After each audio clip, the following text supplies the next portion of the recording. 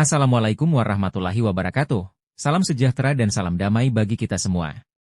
Kali ini Media Pahlawan akan membahas salah satu pahlawan nasional kita yang bernama Hasan Basri. Semoga dengan menonton dan mendengarkan video ini dapat menambah wawasan dan pengetahuan kita semua, terutama bagi para adik-adik yang masih duduk di bangku sekolah. Selamat menyimak. Dan jangan lupa klik tombol subscribe, like, share dan komen. Terima kasih. Hasan Basri, Bapak Gerilya Kalimantan. Tokoh militer Indonesia yang berasal dari Kalimantan ini di kemudian hari dikenal dengan Bapak Gerilya Kalimantan.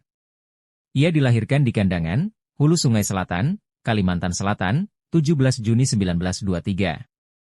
Ia sosok yang tegas dan terus mengupayakan kejayaan Indonesia. Ia juga dikenal taat menjalankan syariat agama. Hasan Basri namanya. Pendidikan dasar Hasan Basri adalah Hollands Inlandse School, HIS. Ia lantas melanjutkan ke Sanawiyah Al-Wataniyah di Kandangan. Ia lantas merantau ke Pulau Jawa untuk melanjutkan pendidikan berbasis Islam. Kota Ponorogo di Jawa Timur yang dipilihnya dan Kweekschol Islam Pondok Modern di Ponorogo yang menjadi tempatnya belajar dan memperdalam ilmu. Ketika Soekarno-Hatta memproklamasikan kemerdekaan Indonesia, Hasan Basri masih berada di Jawa Timur. Ia lantas bergabung dengan organisasi pemuda Kalimantan yang berpusat di kota Surabaya. Kiprahnya selaku pejuang pun dimulai. Dalam suasana yang terus memanas di Surabaya setelah kedatangan pasukan sekutu yang diboncengi Nederlandse Indosche Civil Administration, NICA, yang ingin kembali menjajah Indonesia, Hasan Basri berhasil menyusup untuk kembali ke Kalimantan Selatan pada 30 Oktober 1945. Ia ingin mengabarkan kepada rakyat Kalimantan Selatan perihal kemerdekaan dan mempersiapkan segala sesuatu untuk mendukung tetap tegaknya Indonesia. Dengan menumpang kapal Bintang Tulen, ia akhirnya tiba di Banjarmasin. Hasan Basri segera menyebarkan pamflet dan poster perihal telah merdekanya negeri tercintanya ke berbagai wilayah di Kalimantan Selatan, di antaranya Pekapuran, Amuntai, dan Kandangan. Kemerdekaan Indonesia yang sesungguhnya telah terjadi beberapa bulan sebelumnya itu segera diketahui warga Kalimantan Selatan. Gaung kemerdekaan terus berkumandang. Rakyat Kalimantan Selatan pun mulai bersiaga mempertahankan kemerdekaan setelah mereka mengetahui kedatangan pasukan Belanda yang berlindung di dalam pasukan sekutu. Mereka tidak ingin negeri tercintanya kembali dijajah. Mereka kemudian mendirikan Laskar Syaifullah di Haruyan pada 5 Mei 1946 dengan program utama memberikan pelatihan keprajuritan kepada segenap anggotanya. Hasan Basri terpilih sebagai pemimpin Laskar tersebut. Pasukan Belanda yang kembali berdatangan di Kalimantan mulai bergerak dengan menangkapi anggota-anggota Laskar Syaifullah. Dengan banyaknya anggota Laskar, Hasan Basri mengorganisasi kembali anggota Laskar yang tersisa dan kemudian membentuk Banteng Indonesia. Lalu datang perintah bagi Hasan Basri untuk mendirikan satu batalion Angkatan Laut Divisi 4 di Kalimantan Selatan. Ia segera mengerahkan pasukan Banteng Indonesia serta segenap kekuatan bersenjata di Kalimantan Selatan untuk membentuk batalion tersebut. Markas besar batalion ditempatkan di Haruyan. Hasan Basri dan anggotanya merasa kesulitan karena ditandatanganinya Perjanjian Linggarjati, di mana Belanda secara de facto hanya mengakui kekuasaan Republik Indonesia atas Pulau Jawa, Madura, dan Sumatera. Ia menolak memindahkan pasukannya ke wilayah yang dikuasai Republik Indonesia dan memilih untuk melanjutkan perjuangan melawan Belanda.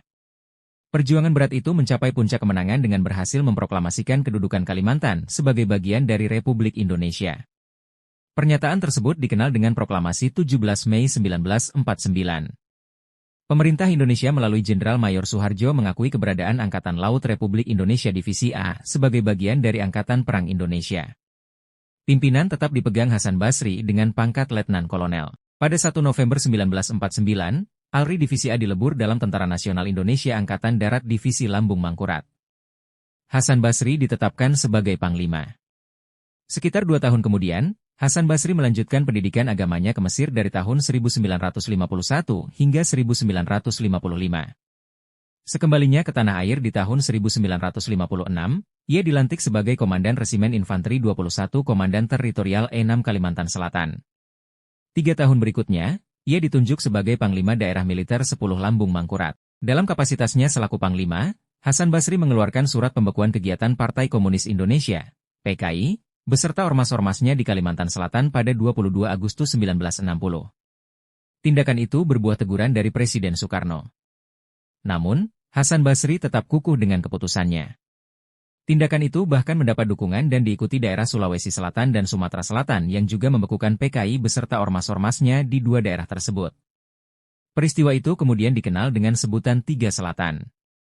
Karir militer Hasan Basri terus menanjak. Pada tahun 1961 hingga 1963, ia ditunjuk untuk menjabat Deputi Wilayah Komando Antar Daerah Kalimantan. Ia berpangkat Brigadir Jenderal ketika itu.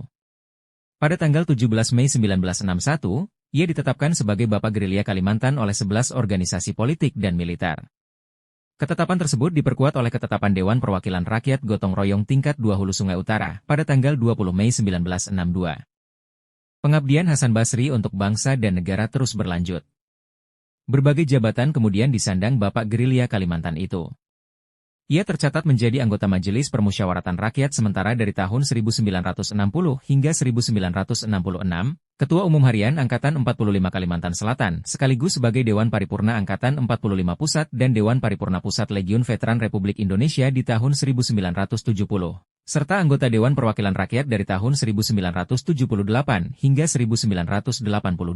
Sekitar 2 tahun setelah menyelesaikan tugas selaku anggota Dewan Perwakilan Rakyat, Hasan Basri menderita sakit hingga akhirnya wafat di Jakarta pada 15 Juli 1984. Jenazahnya dimakamkan di Simpang 3, Liang Anggang, Banjarbaru, Kalimantan Selatan.